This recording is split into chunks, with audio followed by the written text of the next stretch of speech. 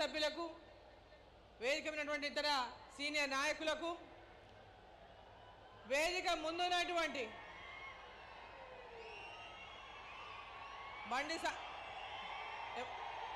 సహాయ మంత్రి బండి సంజయ్ గారికి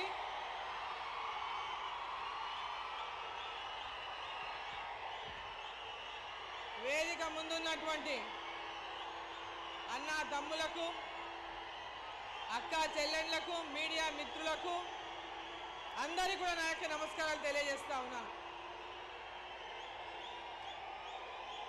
ఈరోజు మన యశస్వి ప్రధానమంత్రి గౌరవనీయులు నరేంద్ర మోదీ గారు తెలంగాణ గడ్డ మీద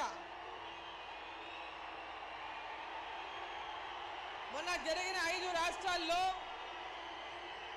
మొన్న ఎన్నికలు జరిగిన 5 రాష్ట్రాల్లో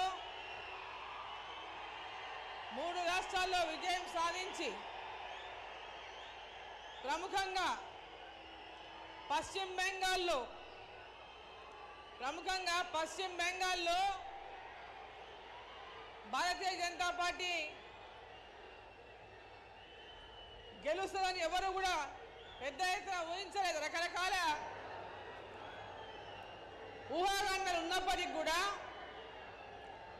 పశ్చిమ బెంగాల్లో భారతీయ జనతా పార్టీ నరేంద్ర మోదీ గారి నాయకత్వంలో వారి మీద విశ్వాసంతో విజయడంకా మోగించి భారతీయ జనతా పార్టీ ప్రభుత్వాన్ని పశ్చిమ బెంగాల్లో ఏర్పాటు చేయించి ఈరోజు తెలంగాణ గడ్డ మీద అడుగు పెడుతున్నటువంటి మన ప్రధానమంత్రి గారికి తెలంగాణ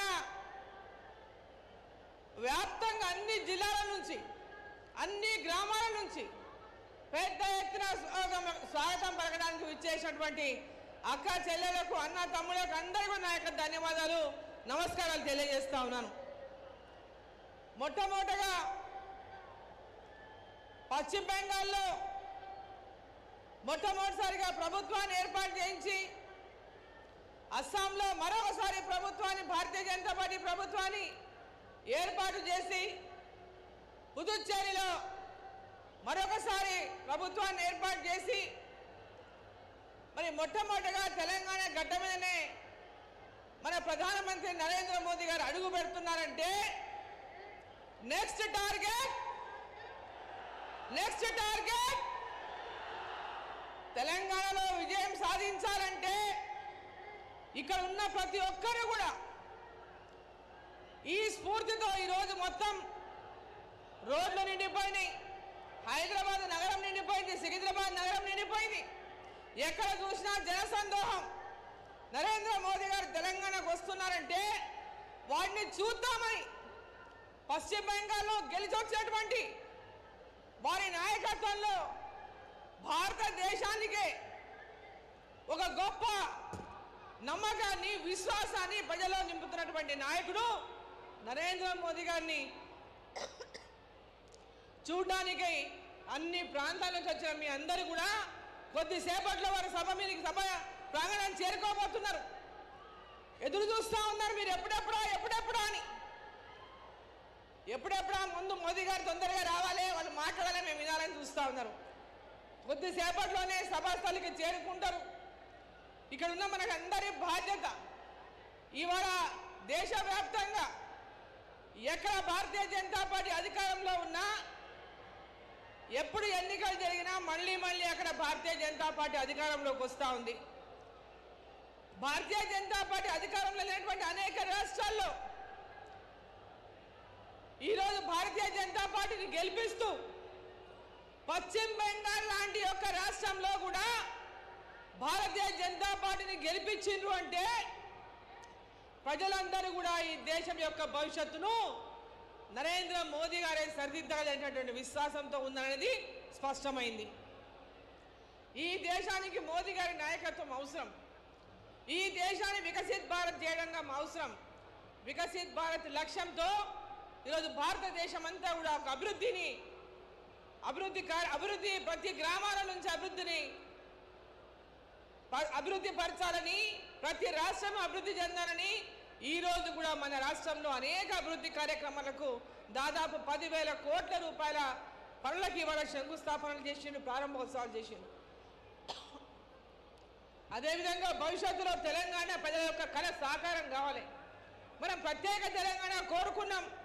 నీళ్లు నిధులు నియామకం సెంటిమెంట్తో ప్రత్యేక తెలంగాణ కోరుకున్నప్పటికీ కూడా నేటికి కూడా తెలంగాణ ప్రజల కళలు నిజం కాలేదు. గతంలో బీఆర్ఎస్ పార్టీ కానీ, ఈనాడు కాంగ్రెస్ పార్టీ కానీ ప్రజలను వాళ్ళ హామీలతో మోసం చేసినే తప్ప తెలంగాణ ప్రజల కళలు నిజం చేయలేదు. మహిళలే కానీ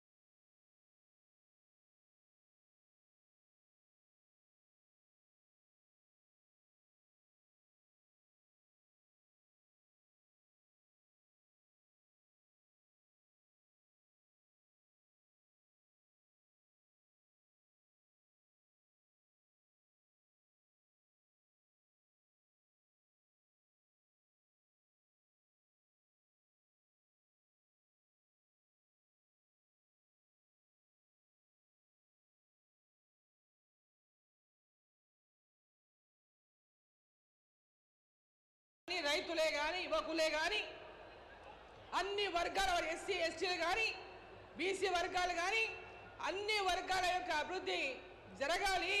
తెలంగాణ మనను కలలుగన్న తెలంగాణ ఏర్పాటు కావాలి. ఈ తెలంగాణలో అభివృద్ధి జరగాలి అంటే తెలంగాణలో కూడా భారతీయ జనతా పార్టీ అధికారంలోకి రావాలి. డబల్ ఇంజన్ సర్కార్ తెలంగాణలో వస్తేనే తెలంగాణ ప్రజల కళ సాకారం అవుతుంది. మరి ఆ దిశ మనం అందరం ముందు కదులుదామా? పశ్చిమ బెంగాల్లో అధికారంలోకి వచ్చినట్టే తెలంగాణలో కూడా అధికారంలో తెద్దామా? తెలంగాణలో బీజేపీని అధికారంలోకి తెద్దామా? తెలంగాణలో బీజేపీని అధికారంలోకి తెద్దామా? తెస్తాం తెస్తాం, బీజేపీ అధికారంలోకి తెస్తాం తెస్తాం తెస్తాం తెస్తాం తెస్తాం. జై శ్రీరామ్, భారత్ మాతా కీ. దండోరా డప్పు కళాకారులందరినీ కూడా ఒక్క దగ్గరికి రావాల్సి కోరుతా ఉన్నాను. మోడీ గారు